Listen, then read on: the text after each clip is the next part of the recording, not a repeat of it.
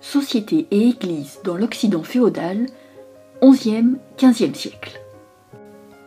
Deuxième partie, les villes. Tout comme les campagnes, les villes connaissent elles aussi un essor à partir du XIe siècle. Comment expliquer cet essor des villes ? Deux éléments sont à retenir.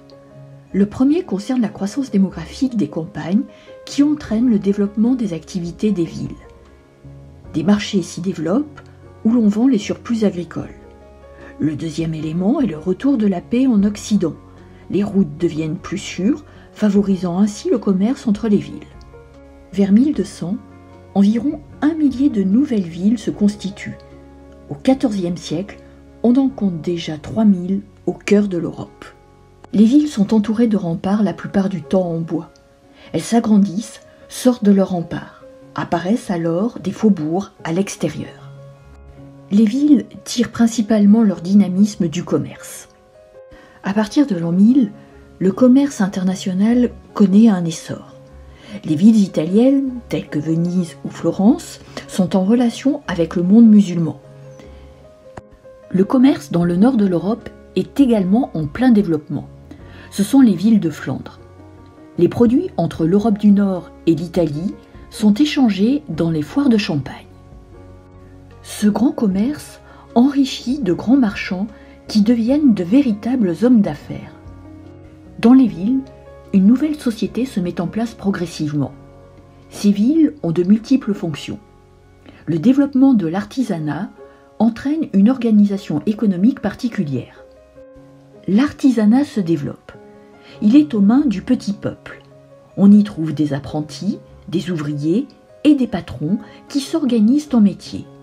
Un métier est une association qui regroupe les artisans exerçant la même activité.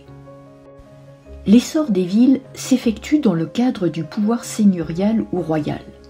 La population essaie d'obtenir plus de liberté pour s'organiser politiquement comme elle le souhaite. Dans les grandes villes commerciales, la population parvient parfois à obtenir de son seigneur une charte de franchise. Une charte de franchise est un document écrit accordant des privilèges fiscaux et commerciaux à une ville. Certaines villes, particulièrement en Italie, deviennent des communes qui se dirigent par elles-mêmes. Les riches marchands, appelés bourgeois, s'emparent des fonctions de maire et de conseillers municipaux. À l'époque, on les appelle les échevins ou les consuls. Ces villes montrent leur autonomie par la construction de bâtiments publics. Les hôtels de ville sont surmontés d'une tour carrée ou ronde que l'on appelle un campanile en Italie ou un beffroi en Flandre. Ces tours symbolisent la puissance politique des échevins et de la ville en général. Comme dans les campagnes, l'Église a une place centrale dans les villes. L'évêque rassemble les chrétiens dans une cathédrale gothique, vaste édifice religieux qui très souvent remplace une église des siècles précédents. L'enseignement est pris en charge par des écoles dépendant de l'évêque. À partir du XIIIe siècle, des universités se développent et sont placées directement sous l'autorité du pape. L'Église s'occupe également de l'assistance aux pauvres et aux malades. Au XIIIe siècle, des ordres mendiants sont créés. Ce sont des groupes religieux qui vont de ville en ville pour dire la parole de Dieu aux citadins. Il s'agit de mieux encadrer les esprits. En résumé, ce que tu dois retenir. À partir du XIe siècle, les villes connaissent un essor. Elles sont plus nombreuses et plus peuplées. Le commerce s'y développe.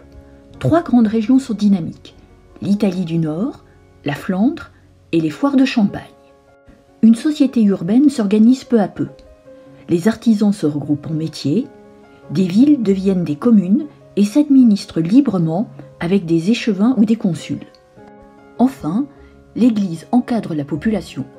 Elle s'occupe du savoir, avec les écoles et les universités, elle prend en charge les pauvres et les malades, ainsi que le contrôle des croyances des fidèles.